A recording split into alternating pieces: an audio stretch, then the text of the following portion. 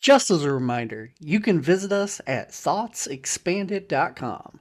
That's thoughtsexpanded.com to sign up for our amazing Patreon exclusives, listen directly, and share our latest episodes with your family and friends. Thanks for listening.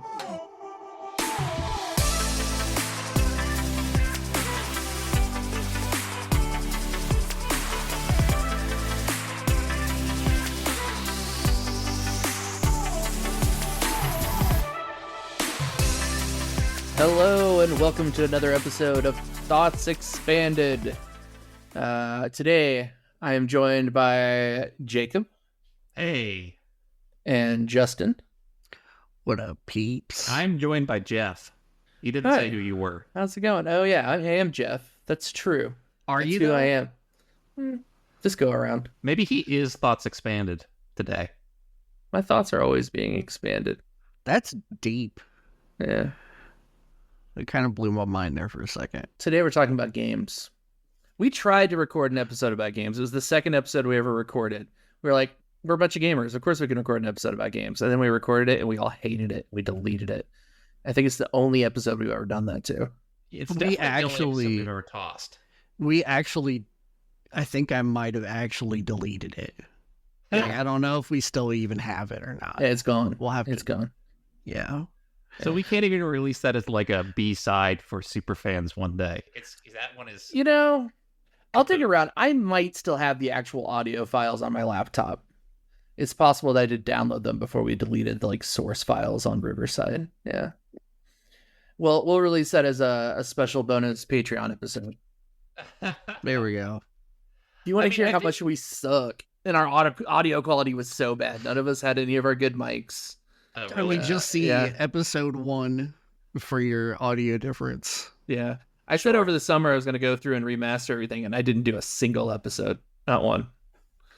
Maybe I'll do that during the next break. We'll see. But yeah, we're all a bunch of gamers. Or at least, this is something I've been thinking about, and I kind of want your guys' opinion on it. I almost hesitate to call myself a gamer anymore. I just don't find myself playing any specific games consistently. I don't feel myself drawn to play any games. I still play a bunch of games, but it's literally just to waste time. I'm sitting here, I got nothing else to do. I just want to waste some time. I've been playing a lot of Sovel recently, which is like a cheap, actually a free Warhammer knockoff on PC. But Warhammer minis? Yeah, like the miniature game. It's a lot of fun. You should give it a shot. It's got like a roguelike map campaign mode. Yeah, campaign mode. And then also you can play against people as well. There's like a ranked mode and you can challenge your friends. It's pretty fun. That sounds intriguing. Yeah. I kind of sound like a gamer right there though. I don't know. I don't feel like the gamer I used to be, and I think that's really where I'm going with it. But what do you guys think? Would you consider yourself gamer still? I don't consider Wiggy a gamer. I just want to get that out of there, that right from the get-go. Yeah. I kind of don't feel like a gamer. So being a gamer used to mean that, one, it was the majority of your personality, and or two, was something that you could say that you were, that one might make you different, and or two might symbolize that you're trying to be inclusive with this very specific community. Yeah, it was a culture thing. It may still be a culture thing that I just don't understand anymore, but it used to be like a whole culture. Well, yeah, right. I mean, everybody's a gamer, right? If you play mobile games. That's what I'm trying to get to, is now I think that just most people play games, and especially in the same context of which we would have said, right? Now, if you're saying in gamer just in really included video games specifically, was just video games. Mm-hmm. But if you say you're a gamer now, I kind of almost think oh, so you play video games, but you also probably play a lot of board games. You probably role play. You probably do this, that, and the other, right? Like Yeah. there's so much more to it now. It's more expanded, and I just don't think it's the same thing anymore. I think it's just a completely different thing than what it used to be. Yeah, I'm a gamer. I play chess in the park.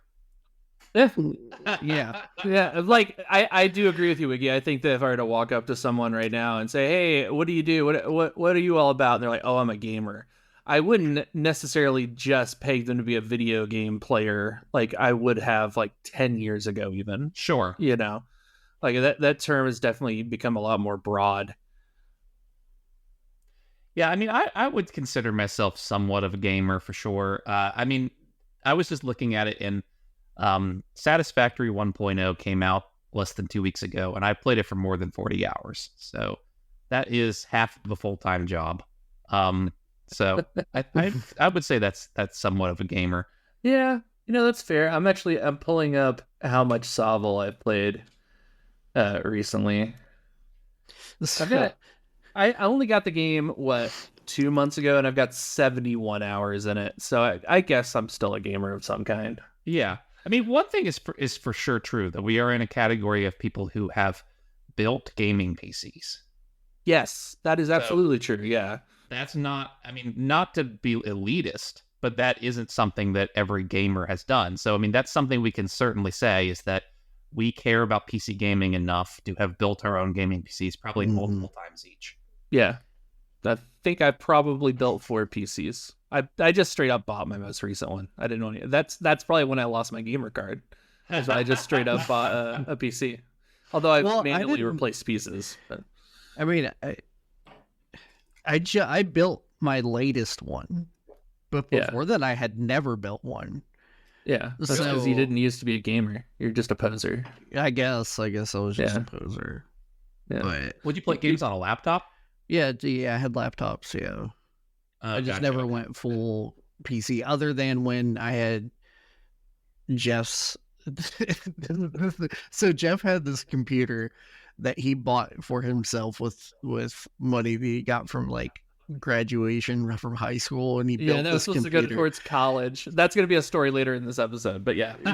So he built this computer, and he had it for I don't even know how many years. And then he gave it to me, and I used that thing to play WoW until it died. Like I used it for years until it died. It died because you played WoW, or you just played it until it was a beater and it eventually fell over?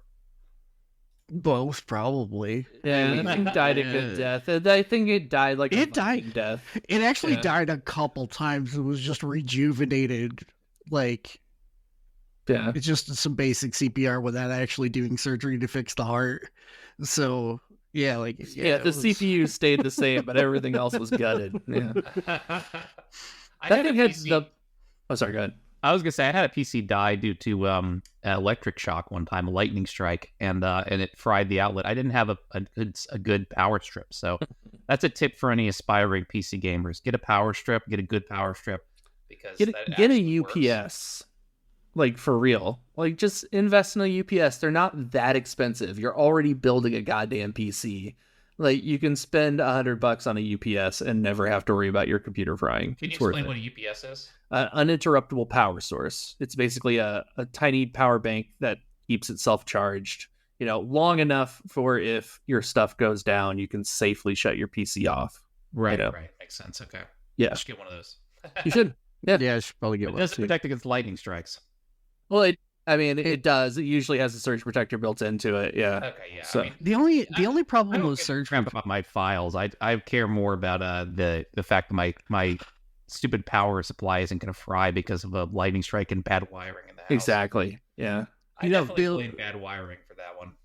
The other problem is with surge protectors is that you have to buy like the really high quality ones to know whether or not the protection's gone.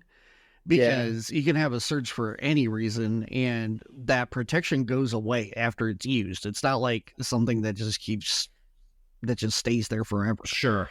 Right, you gotta replace the fuse in it, yeah. Right, so you may not even know, so there's another tip: make sure that you're replacing it regularly if you just have a surge protecting like Yeah, plug. The one with the light.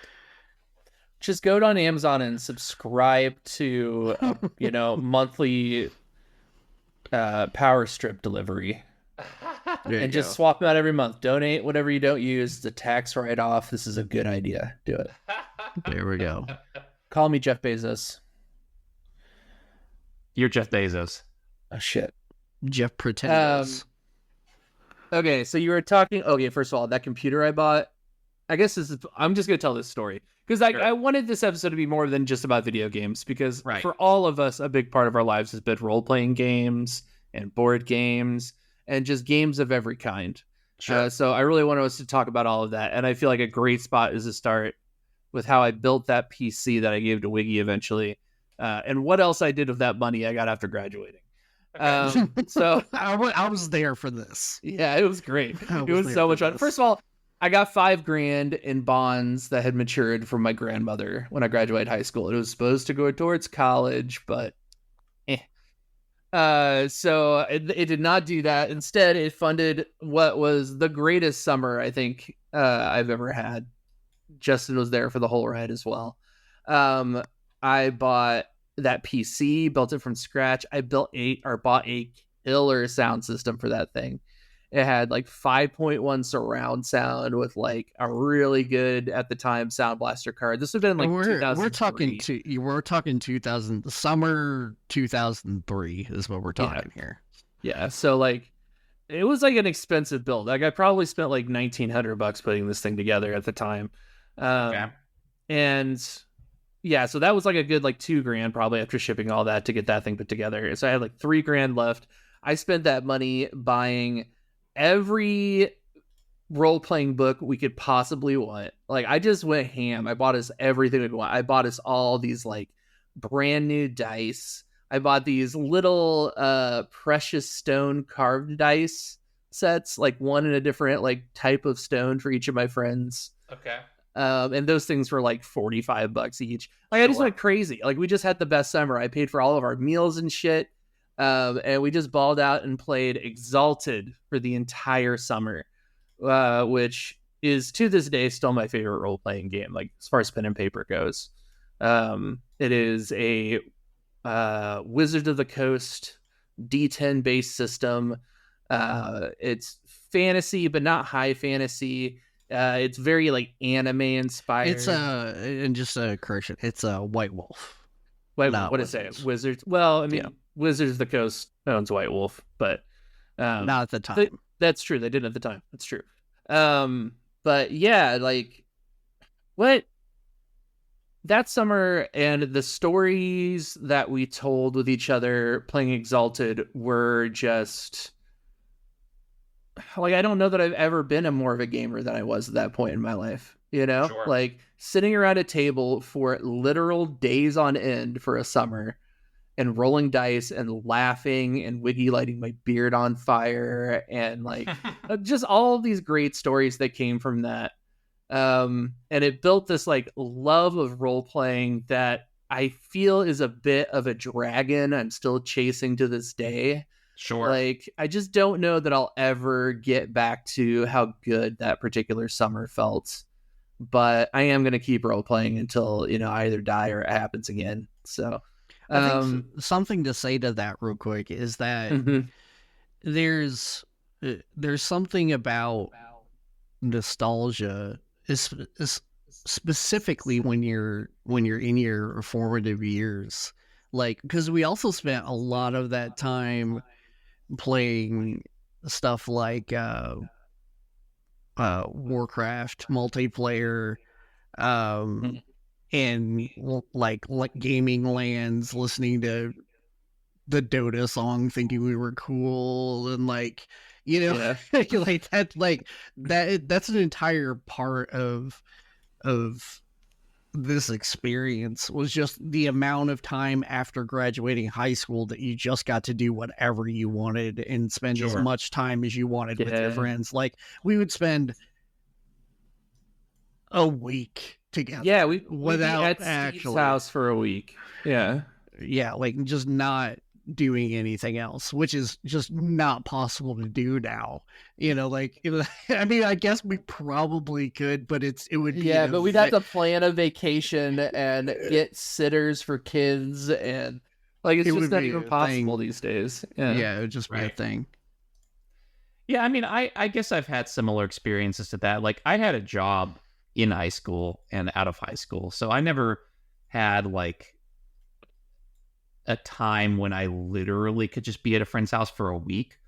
But certainly, like, you know, I would say there was times in my 20s where like every weekend we would go over to my friend's house for like 24 hours straight. And I mean, role playing was a part of that for sure. We played D&D.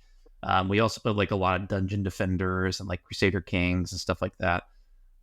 So a Dota was a huge one. Dota 2 was out by then, so I played a lot of that in extremely long rage filled sessions. Would this been with John? Well, partially with John. I'm actually talking more about Jackson and Blake. I don't know if you probably didn't meet them, but maybe on Dota or League or something. Yeah, they played League with us a few times. Yeah. Right on. So I mentioned Steve earlier. He is our consummate dungeon master for Wiggy and I. Frav, have you played any games with Steve yet? I know you're getting ready to play in one of this soon, but yeah, I played one session of the Cairn. I don't know if you were there or not, but I think I was there for that one. Yeah. Wiggy, were you there? Yeah. I remember that. Yeah. That was fun. And yeah, Steve is fun to play games with for sure. Yeah. I mean, we've all played games with Steve for years, but I actually tried to get Steve on this episode to talk to us specifically about his experience in role playing, and he was like, "I don't have anything good to say about role playing right now." And I feel like that is like a good explanation for like where we are, or at least where I feel right now with that kind of stuff. Like I'm a little bit tired of chasing that dragon. Like sure. I'm tired of trying to have like a good, like imaginative session with multiple other people who are also willing to try and get to that level as well at the same time. It's not that any of them are bad role players. It's just that it's hard to get in sync the way that we used to be able to. Sure. Well, it's also more difficult because we're not doing it for 10 hours straight, which is something that we used to do. It's not role-playing sessions of 10 hours straight. It's okay, let's fit in 3 hours. We can do like 2.5 3 hours. And then, so the immersion keeps coming and going and coming and going, and when you are having a little bit of downtime, you're not talking about things you want to do and accomplish and like kind of getting like just staying immersed the entire time. Right.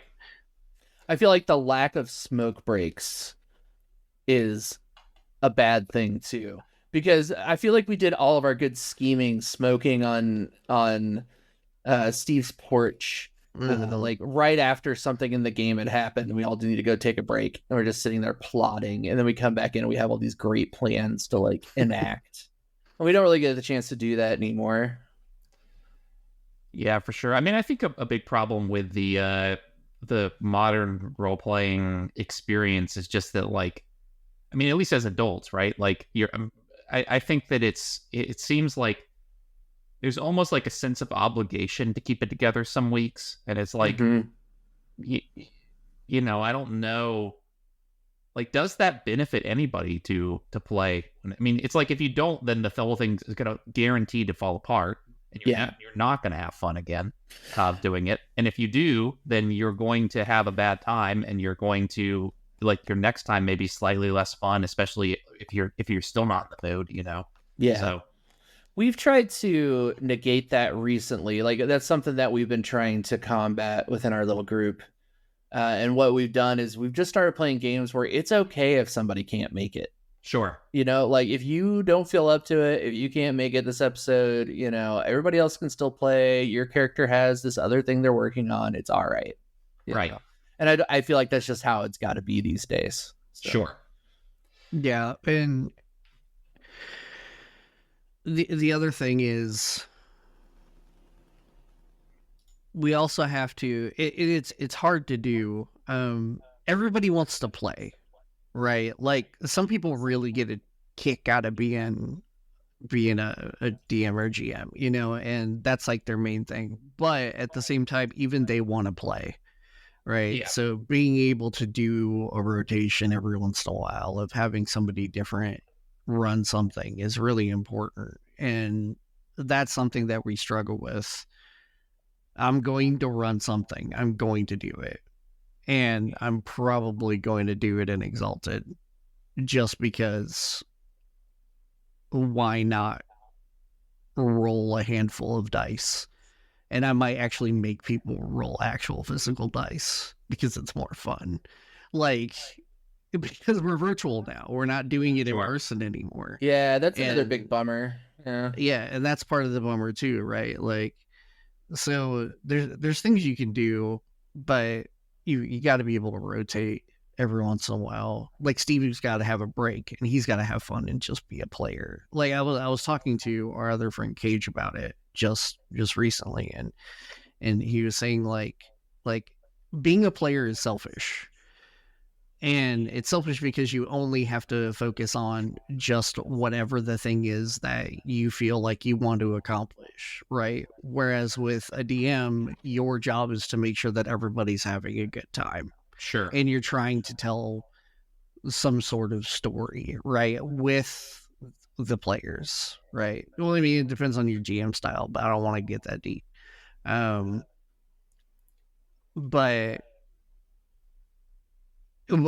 I also said that some people, when they're being a DM or a GM, like they really do get that feedback from having a great session, right? Like everybody else is excited, everybody else feels good, right? And it's kind of like charity. Like, I feel like it does selfishly give you something back. Sure. You know, yeah, so, dungeon mastering is philanthropy.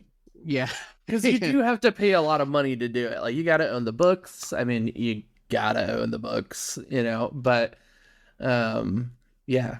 I think we just got the title of the episode. What? Dungeon mastering is philanthropy. Yeah, I think that's the episode title. Yeah.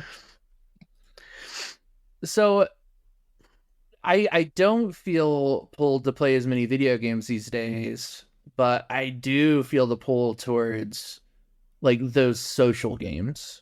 You know, and some video games are social games. I do miss those days. I feel like League of Legends was World of Warcraft for me was the first like really social game.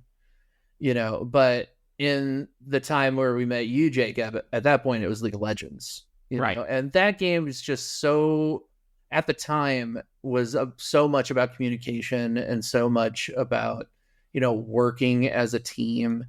And I feel like League has done a pretty good job of making that not so true these days. Like it feels like everybody has the chance to just dominate the game if they play well enough. Sure. But yeah, I miss those social interactions. I miss working as a team. And that's something I've thought about a lot is that really the drive behind my desire to game? Because I really don't play like any single player games really. Like I, unless they're single player competitive games like card games, things like that. I was about to say that would signify a change in growth in your personality if that was the case, because Jeff is a extremely competitive person, especially with card games. Right. Well, I'm a competitive gamer, but I'm not a competitive person in life. Like I don't really compete in any other way. I get that all out through gaming. And that kind of goes back to like the thinking about wanting to work like in a team to accomplish something. Like I've been trying to get to the psychological reason recently, like why I want to play games and in an attempt to find games that I want to play. Sure. If that makes sense. What do you guys think your like driving force is? Like if mine is like a competitive outlet and, you know, the opportunity to work in a collective towards a common goal. What are your guys' goals? I think that I like the feeling of control and the fact that like I like to play games where my mistakes are entirely my own and only affect me and can be undone with enough work. So I mean, that's at least lately. That's why I mean I'm huge into Factorio and Satisfactory, and those are both games like that, where there is. I mean, certainly in Factorio there can be a penalty for messing up, but I mean you can always restart, right? And ultimately, obviously they're both. I mean, they're both multiplayer games actually, but they're focused on the single player experience. I've been playing multiplayer Factorio with someone, which is pretty fun. And at least that gives me the thrill that I also like from video games sometimes along those lines, which are that like you can't just reload, right? I like playing multiplayer Crusader Kings for the same reason. I like the fact that you're required to live with the consequences of your actions, and you can't just load a previous save. That is one of the things about single player games. Save scumming, as that's called, is the only way I can play those kinds of games. Like XCOM, for instance, or Civilization. Sure. Like, if I have a bad turn, I have no problem hitting F2 or whatever the fuck the fast reload button is, and getting right back to where I was before and trying to do it right. So, I mean, the fact that they've given you a hotkey to do it does tell you that they probably want you to do that in Civilization. Right. Yeah. Yeah. What about you, Wiggy? What are your psychological reasons for wanting to game right now? I've kind of always seen. I think it's a little bit of twofold. I like to find the thing that I enjoy doing that hits one of my like autism boxes. So when I was World of Warcraft, I spent a lot of time just fucking around in the auction house, right? Like, so there was like this market manipulation aspect to it that I just really loved, for whatever reason. And most of it all kind of comes back to MMOs, because I'm pretty fucking terrible at video games. Like, I'm the reason why scum saving probably started. Like, because I like a good story, and so I play stuff on easy fucking mode because I want the story. I like a little bit of difficulty, but I don't like it to be so punishing that I can't continue, and I feel like I've wasted a lot of time. That it just seems like a waste of time to me. I don't like to replay things over and over again if it's the same. Like, okay, so I've got to spend the next 2 hours to do this to get back to exactly where I was. Like, that just seems way too punishing to me.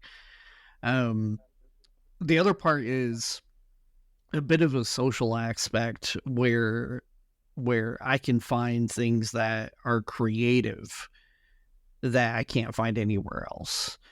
Like, for example, I started playing EVE Online again.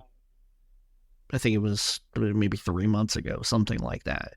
And they came out with a new system that lets you design ships, like paint them, and like just how you would do like miniatures, right? Like you paint them, you kind of design, you put designs on them and all this other kinds of stuff. And I've spent so much time doing it, and I just kind of do it for fun and take screenshots and post it back to the group that I'm playing with. And half the time they're like, hey, can I buy one of those? Or they're like, man, you're so good at this, right? Like, so I get this kind of social, like, the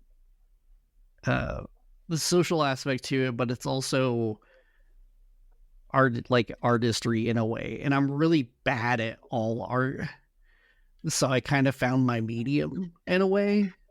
So I like that you can find those types of things in video games that you can't necessarily find anywhere else. Like, I can't draw for shit, I can't paint for nothing, I can't build anything with my hands, I can't fucking do any of that. Like, I'm just not skilled.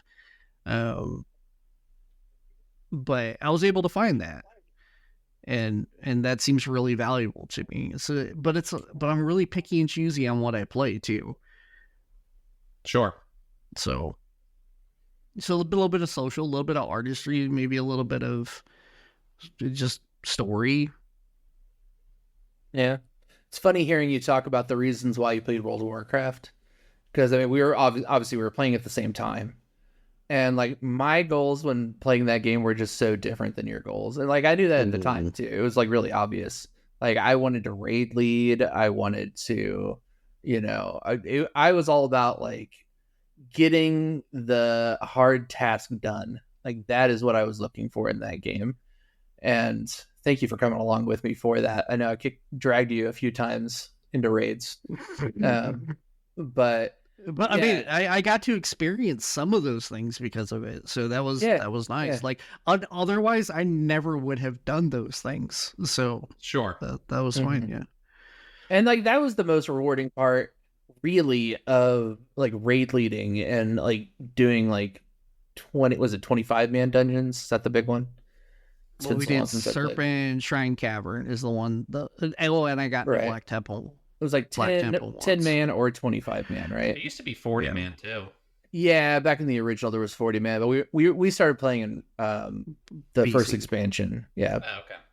Oh, okay. So the rewarding part about being a raid leader is not killing the boss. It is successfully orchestrating these bad players to do the thing. Sure. And like, so getting Wiggy in there and helping him, like, and I didn't help him find his sweet spot as far as like what character to play and whatnot, but like helping him discover that, yeah, Hunter was it. And this is the role I want to play when I'm doing Hunter. And then figuring out how to effectively play that role in like a cooperative 25-man, scenario. That's the rewarding bit. Is handing out those prizes afterwards and the cheers on the Discord. Like, I don't really care about winning. I care about getting to the spot where everybody's feeling that elation and joy for a short period of time. And maybe that's also something that I'm looking for in pen and paper role playing. I may, like, looking back on the last couple years of games we played, I may have been playing my characters selfishly. Really trying to just accomplish the things on my list of things to accomplish. Sure. And maybe I need to shift that thinking into and I feel like our friend Cage does a good job of this, of like trying to get everyone to work together towards common goals. I could probably do a better job of that. The other part of it is we haven't been playing stories. The stories we've been playing haven't had epic level goals. True. They've been very targeted, very specific types of things to accomplish in short periods of time. And there's a bit of loss of the epic feeling to the stories. So maybe that's something we should focus on too. Before we get too far off of it, do you guys mind if I tell a story about the one time I was a raid leader? Sure. Yeah. Yes, please. So this had nothing to do with my World of Warcraft experiences with you guys. This was before that. It was during Warlords of Draenor, I believe. I was playing WoW then with some friends. And they released a temporary event where you could go back and do a 40-man raid on Ragnaros, whatever that was called. Black Temple? Black Temple? Was that the one? Yeah, I guess. So that's what it was. And I came into the queue. It was a queuing 40-man raid. So you could already know how this is going to go. Yes. I came into the queue, though, with two friends. So because I was there with the biggest party, they made me the raid leader. I was basically at that point like a fresh 80 who had only done 5-man dungeons. So it was quite a mess. I do think that raid was probably designed for people to win since it was a temporary event. So we did win. We did win at the end, but it was a grueling 6-hour process that ended up, I think both of my friends left by the end and got replaced by randoms. Yeah, they were holding you back. But I stayed until the very end. The highlights were like, I think my mage friend, he kept uh, uh, using mirror image to turn himself into one of our druids and just go aggro the mobs. And so, so that guy kept getting blamed for it. That was pretty great. Also, in there's one particular moment where you have to kill 4 hellhounds at the exact same time, or else they start respawning. And that probably took us about an hour and a half. So that was pretty great.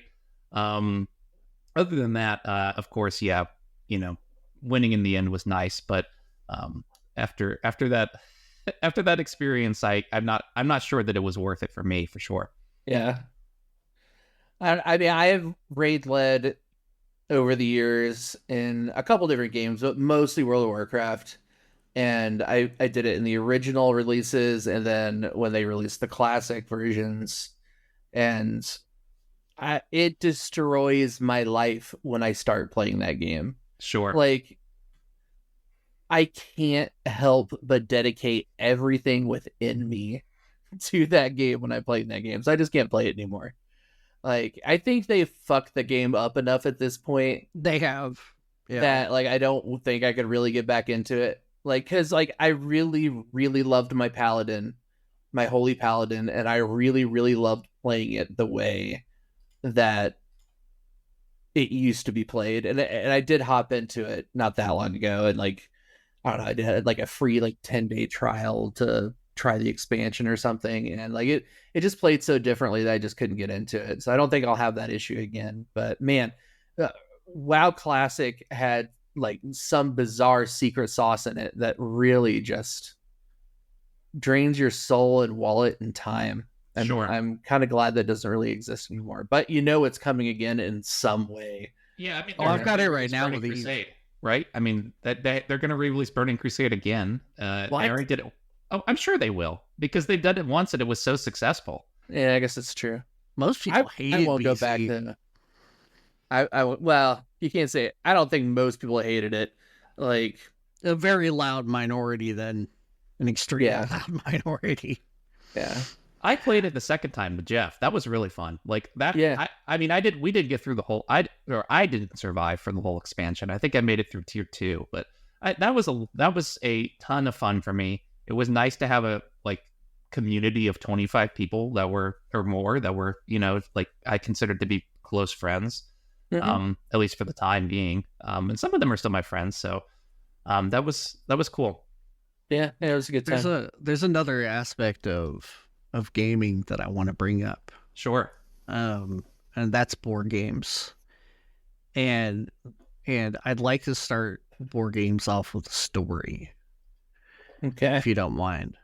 Go for it. So it's not so much a story as it is just factual history. And that is because Jeff is so good at Monopoly, and because I'm essentially his brother, I feel like I can't allow him to be successful. So I have sabotaged multiple times any availability for anybody to play Monopoly with him. Right. He's not talking about in-game sabotage me. He's saying preemptively, before we can even play the game, sabotaging plans so we don't get to play Monopoly. Yeah. Which I love. I love Monopoly. He loves Monopoly. I got the gift of gab. I can talk people into shit and make them think it's a good idea, and it's so much fun. And I don't get to use that skill every day. Yeah, and you're stealing my opportunity to use that skill, Justin. Well, and the other reason is because I'm pretty damn good at Monopoly, but I can't win when Jeff's playing. Sure, because of what he does. And I feel it's unfair, so I'd rather just not play. So that's how that comes down. But just kicking it off. So board games are a really important aspect of our upbringing and memories as well. My favorite game of all time is Risk. Me and my, like, I would suck anybody that I could into playing Risk with me. Even if I lost, I didn't care. Like, I just loved rolling the dice and moving the squads around. Like, and Battleship, like, not being able to see, but having to make strategic moves and guess where people's stuff is and things like that. Like, once again, it's an imagination game, just like how role playing is. And it's like, what's your favorite board game of all time?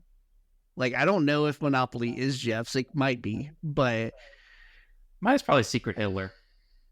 Yeah, Secret Hitler is really good. It's a really good game. Yeah, agreed. Yeah, I would say that in the modern gaming era, games like Secret Hitler are probably my favorite types of games. But classic board games for sure is Monopoly is my favorite. And maybe all around, like, which feels weird to say because I have played so many unique, like, I won't say independent, but I mean many of them were independent, like board games. Because I would frequent. We grew up in Indianapolis, which is where Gen Con is, which is like the biggest gaming convention in the world. It happens every year in Indianapolis. And we'd go to that and walk around the convention like showroom and just buy all of these really cool games. But having said that, playing all of them, Monopoly might still be my favorite board game. Like, I don't know that any other game really gets close to like that level of ability to socially manipulate people besides the games that are explicitly about socially manipulating people like Secret Hitler. And I just really like doing that. Like, I don't do it in real life, but boy, it sure is a fun skill to have, like, for a board game, you know? Yeah, and I think that you, I mean, I'm not talking about you. I guess I'm talking about the general you. I think that, like, at least in my experience, I feel like I can really fool people in games like Secret Hitler because they're not expecting it from me necessarily. Yeah, same. So, yeah. Until they are Yeah, expecting that's it from you. Yeah, that's true. my modern favorites is things like hey, what's that called? The card game where you say ridiculous shit. Cards Against Humanity. Cards Against Humanity. Like being able to put together the most fucking ridiculous thing. I don't even care if my cards get picked. If I think it's fucking hilarious, that's what's getting put down. Like, I know that's not how you play the game. Like, you're supposed to try to figure out and target the other person's whatever it may be, like whatever they think is factual, whatever they think is humorous, whatever they think is, like, because that's just how it plays. But I would much rather, like, I laugh at my own jokes. Yeah, and sure. I don't care that I do. And my wife makes fun of me all the time. She's like, "You're not that funny. Why are you laughing at your own jokes?" And I'm like, "I'm fucking hilarious. You don't understand." And like, so that's my more favorite modern type game, is just like, how can we say the most ridiculous thing and just be fun? You should. Go ahead. I was gonna say you should look at Ransom Notes. I played that one recently. That one's a lot of fun. I think I own it. And it's a game with a. No, you know what? I don't own it, but I've given it as Christmas gifts multiple times. It's a game with magnets. So you basically it's got a bunch of fridge magnets, like the ones that spell words. And you pull them out of a bag like Scrabble, and everybody's got their own little magnet pad that they can write them onto. And the prompts are very similar to Cards Against Humanity, right? Like, they'll give a suggestion that you're supposed to write, but the responses are always customized. Obviously, you're still limited, right? If you're not limited, it's not fun. But you're still limited in the sense that it has to be words that are written on the magnets you have, right? But you're not limited in the sense that it has to be one particular response that's canned, right? And it's like made funny by a writer, effectively. Does that make That sense? would be fun. I'd like to I play like that a sometime. lot. Yeah. You should look into it. I would recommend getting that one to play at your next gaming party scenario, whenever that See, is. but that's also a problem. Yeah. The like all Sure. of the people I do those things with, like we've grown and life has happened, and we've decided things, and everybody lives at the very least an hour away Sure. Yeah. from each other. At the very least an hour, if not fucking 10. Like it's just so hard to get everybody together in one physical place, and so then once again we result sorry everybody, we result to playing online, and I Sure. think it kind of takes a bit of the magic out. Like, For sure. Yeah. it just takes it out. There's something about being physically close, like, and I hate being places where other people are, but even I kind of miss it, Yeah. I think that the like real magic of board games is the physical company of other people. Like, because I can't think of any board game that doesn't eventually end in like either shouting matches, like playful shouting matches, or like real shouting matches. I mean, sometimes real shouting matches, or like fits of laughter, and like that stuff's great online, but being physically with people is just that's the secret sauce of a good board game. Sure. And like there are some great like video game adaptations of board games. I probably got 100 hours in Ticket to Ride, the Steam game from like 2012. Like there's some really good adaptations, but I mean that's only good for like practicing strategy. Like you're not playing that to have fun, because the real fun is the other people that you're playing with. And seeing how bad people are, that's part of it. Like you get to figure out who the bad person is. You get to figure out who's really good, and if you're competitive, kind of hate them a little, right? Yeah. Like depending on your personality, which is something that I used to find myself in that position, which is maybe why I just don't play games like that. Why I don't play competitive games, because I know I get really nasty. I get kind of nasty, and I don't like that about myself. So I can definitely relate to that. I mean, with League of Legends and games like that, like the reason I feel like I quit playing those games is like I get mad, and I feel like to some degree, like part of the fun of gaming is that you can win or lose, right? Like if you can never lose, it's not fun. But I also find that there's a lot of games that I quit specifically for the reason of that I do not have fun when I'm losing. And like if winning is not so much fun that it's worth all those times that you're going to lose too, then it's just a cost benefit calculation, right? Yeah. So I mean, I've quit many games over the fact that it's just not fun to lose them, and I would say that includes board games. Like I won't play Catan.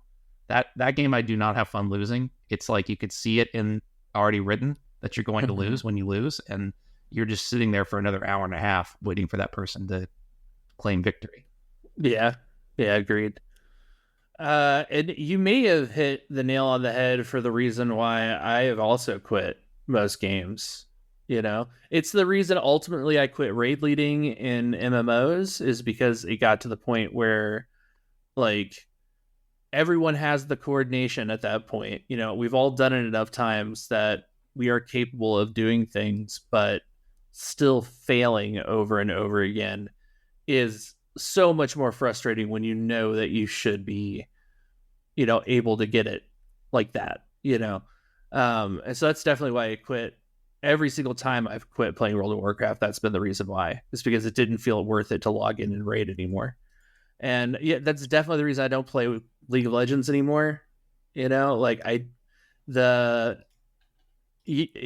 like with Catan, you can see very early on in a league game whether you're going to win or not, or if you at least have a chance. Yeah, I mean, there are crazy comebacks, but yeah, just like the chance of that happening is so low.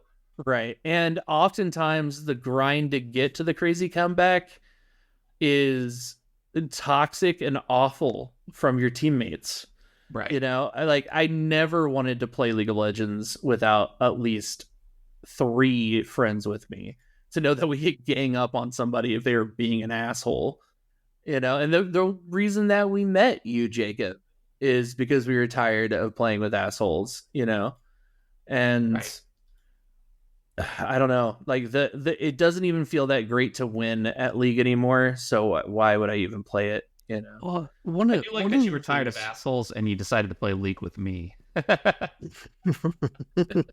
feel like I was an asshole when we played the League. I mean, I feel like I was an asshole during the moments we were playing League. Like, not that I was an asshole in general, but that it brought out. I took that the exact opposite way. I thought that was just a point in time in your life when you were an asshole.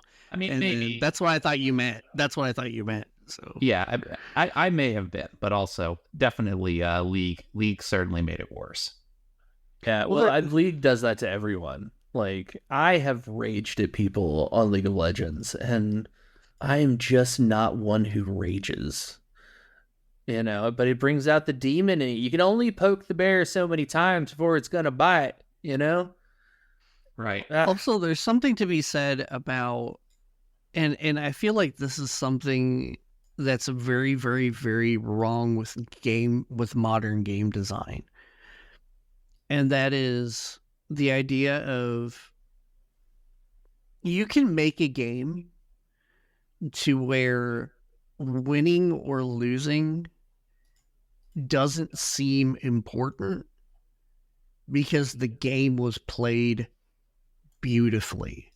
right? Played well. Like there are games where the goal is to play the game in a beautiful way.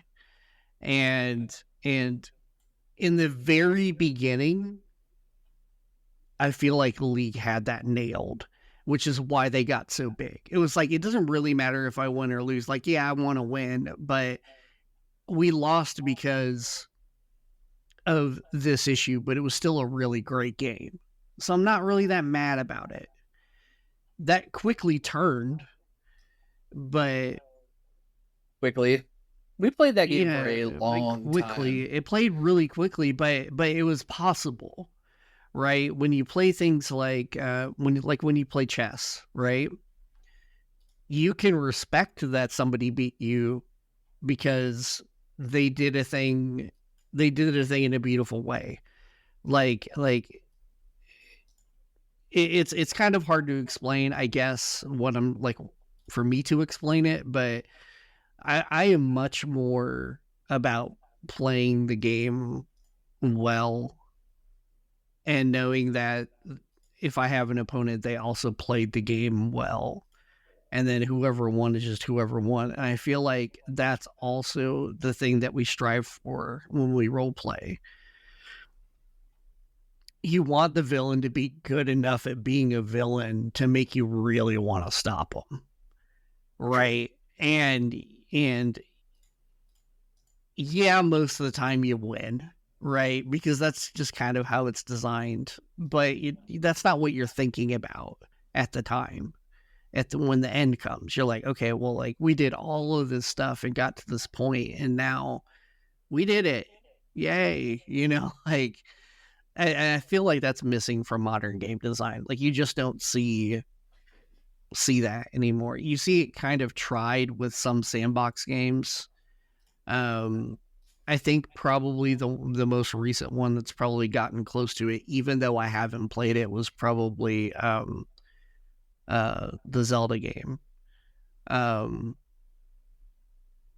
Was it Winds? Tears of the Kingdom? No, Winds of Wind Waker. Whatever the one was on Switch when it came out. That's the I think it was Wind something or whatever. This is important, so I'm gonna find out. This is important. But Crazy, I can't Breath of remember the the name. Wild. Breath of the Wild. Breath of the Wild, that's what I'm talking about. Yeah, Breath of the Wild. Because even though I never played it, how people talked about it and what you saw when like just the media you saw around it, just the video clips on YouTube, the whatever it was, like people genuinely just enjoyed playing the game. Sure. And I feel like that's the last one that I've heard about that was like, man, people really just enjoyed playing that game. Well, the sequel was pretty good too. I would say, what's the name of that game? Wow. Maybe I've reached the end of my ability to think of game. We're just getting old. That's all it is. Elden Ring. I think Elden Ring did a pretty good job of that. Yeah, like, sure. I really enjoyed my playthrough of it. I didn't beat it, but what I did play, like I felt like that had it. You know, I think there are single player games out there that are doing that, but I don't think any multiplayer games are really doing that anymore. I feel like the advent they're watered down. They're just so watered down. I think it's that they're too like precise, like they're too locked in. I think the advent of esports and everything having a rank to it has been like a big downfall for like playing it for the beauty of it, because suddenly everyone you're playing with in a ranked ladder thinks that they want to be the next, esports legend, and they get, that idea in their head, that, I can do this, or, whatever. And then all of a sudden it becomes, if they don't do it, they get really toxic. Right. And it's other people's fault that it's not happening, and then they almost inevitably either quit the game or turn into trolls, because if I can't have it, why should anybody else have it? And you're an idiot for thinking you can have it, and I'm going to just make your game miserable.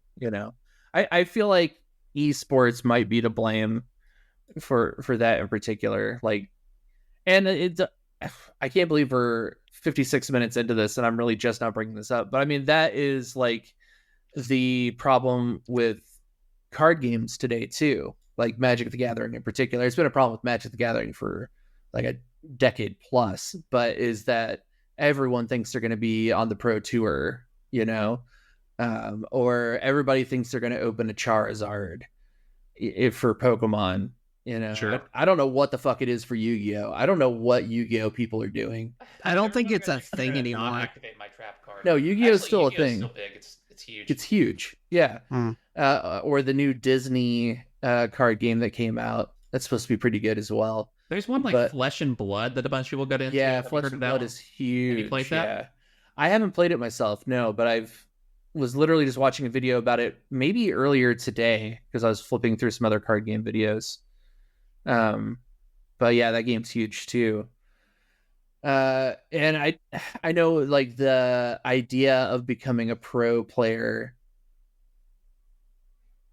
like sucked me in so early on for Magic the Gathering. And Magic the Gathering may have been like the first game to really have this problem, like the first like consumer card game or consumer game to have this problem.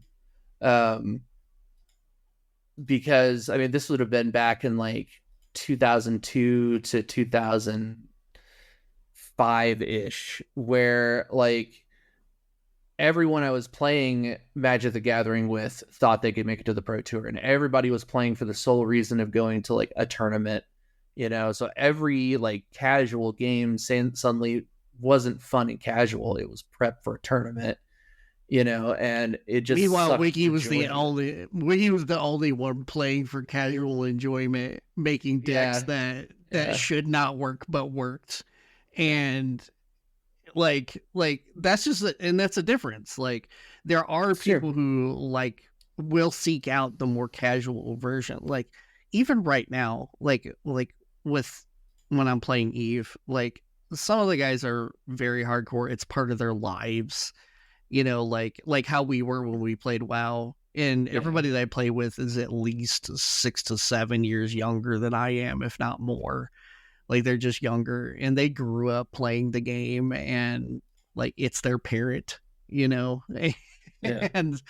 so like they feel really seriously about it and all those other kinds of stuff. But Like, I'm just finding the thing that I like to do, whereas everybody else is stressed about the things they want to accomplish, right? Like, you want to be the best, and you want to That's a grow, huge and problem. yeah, it's a big problem. Because the people that are taking it too seriously will ruin the fun for the casual player who's just there to have a good time.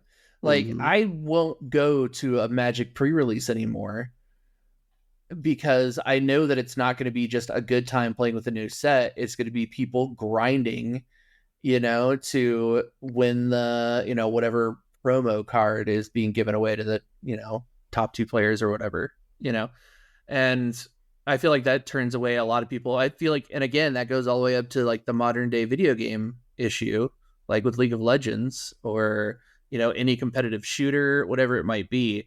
Like, the casual players just get murdered over and over again and screamed at for being casual, and they just quit playing. And that's such a shame. Like, Yeah. And maybe that's why we're seeing like so many more AAA single player games coming out right now, is because people have moved on from, the same shooter being released over and over again, and they just want to play a game and they feel like they can win. They're also, the gaming industry is also coming into a problem that it's never really experienced before outside of those early card games. And that is that half of their player base is aging. And when you're young and you're in your 20s, being competitive is not outside of the norm for any reason. Like, Sure. I mean, the gaming industries are predominantly dominated by men who, at that point in their lives, are jacked up on testosterone. Like, it's not hard to imagine, like, hey, we need to take advantage of the fact that they're boosted up on testosterone. They have the feeling like they need to fight each other, right? Like, and be the best and be the winner and it's the whole, like, alpha mindset of what happens when you're in your early 20s, right? Like, it's just how you are. I'm the shit and I fucking know everything, and like, that's just what you think. But now at least half of their population is older, and they don't really care about the rank anymore. There's more important things that they're thinking about, like their fucking family, their job, their fucking parents that are fucking sick. Like, there's all this shit that they're thinking about, and they don't have the time and the energy to focus that much into a game like that. What you're saying is we need geriatric cues for games. Well, that's what I was about to maybe to mention a story, a short story that's kind of ties some of these topics together. When I was playing Dota a lot, one of my favorite things about Dota 2 was that part of the matchmaking system, if you abandoned games or if you got reported enough, you would get put into what was called a low priority queue, which meant it took longer to find a match. You automatically could not gain any kind of matchmaking rating from it. And you had to play a certain number of games in the low priority queue before you could get back to the main queue. And my friends and I would try to get in. Like, we wanted that because, like, it was so low pressure and anything could happen. Like, you would be playing with some people who, like, one person on your team might be in a situation where they just have like 1,000 ping and they disconnect, 3 times throughout the game. And that's the reason they're in the low priority queue. Or one person might be one of those like absolute ragers. And since you're in the low priority queue where no one cares about winning anyways, it's funny to interact with them. So like, I feel like what all this is saying is we don't necessarily need geriatric queues. We just need more games to have a low priority queue. And it needs to be something you can sign up for, like, yes. Make it without having to, because we had to do a lot of trolling to get into the low priority queue. And I'm sure we ruined a lot of people's regular games, but it was worth it to have those fun experiences playing the low pressure experience, playing the game with the people who didn't care at all. Yeah. I mean, we joke about that when we played Rocket League today, about how like we're just gonna drop our rank down to bronze again to remember what it was like to just have fun and not have such intense games every single time. Right. Yeah. Yeah, because we've hit our, even though we get better, everybody else gets better, right? It may Right. not be at the same rate, but that's just how it works over time. So we've hit our unless something happens where we all get a lot better really quickly, we're never going to get above the point where we're at. And Yeah. We've been okay with being at the Yeah. point that we're at. But it's also, every game is a very grueling, very like, I have to pay attention, I have to do this thing, I have to do that thing kind of match, and we don't just get to fuck around at all. Right. And that's even on casual, which is another thing that I wanted to kind of throw a complaint about is, so even in games like League of Legends, when like it's like, I'm going to select the casual queue so I don't have to worry about people who are trying to try hard, right? And then you get in there and you get some dude who's a master level, who just decided that he didn't want to play rank that day and he just wanted to mess with his stream or whatever the case is, and they just ruin every game that you have. And that's a problem too, right? Like, so you don't just get to play the casual game with the other casual players. There's always something else coming in from the sideways to kind of fuck it up, right? And It's so, like another reason for geriatric cues to me. I don't know. yeah, I think so. I think so, right? Until that gets co-opted, right? Like, so Right. So people like, are buying fake IDs so they can get into the geriatric the queue. geriatric queue, and then they're platinum level players all of a sudden, right? When they were fucking wood tier before, right? Like, that Dono should have a breathalyzer built in, so like you could get into a drunk queue. Because sometimes I would play drunk, and that would be very funny, but also I was extremely bad, and it would have been a lot more fun if I got to play against other drunk players. Yeah. there's the real idea. That's a real idea. You mix the drunk players in with the old players. That's what There you do. go. There you go. That creates a fun environment. All right. Well, this was like a quality conversation about games. I don't think we're going to delete this one. Yeah, No. I don't think we're going to delete it either. Yeah, I think it's we'll exciting. we'll that keep we were this one able this to time. Finally talk about this. Last time we were trying really hard to make a good episode about gaming. It was all I was thinking about. Yeah. Well, For again, it whatever was reason. the second episode we ever recorded. You know, that's true. so Yeah. we can give ourselves a little grace on that. All right. Well, thank you everybody for joining us for another episode of Thoughts Expanded. We'll catch you in the next one. Thanks for joining us. And if you lasted this long, you get the extra bonus prize of hearing me say that we suggest you sign up for the Patreon. It's true. Yeah, please sign up for the Patreon. If you, earlier this episode, Wiggy said that he thinks he's very funny. I would love it if you would come onto the Discord and tell us, if you're a longtime listener, whether or not you think Justin's funny. Come on in and let us know. Yeah, you can join our Discord-only poll for that. Yep. You can even Discord come only in, poll. drop the note, and leave the server immediately. That's okay. Actually, please do that. That would be Yeah, funny. do that That'd be funny especially. as hell if you just came in there, did that only, and then left. You should. Yeah. All right. We'll catch you in the next one. Bye. Bye.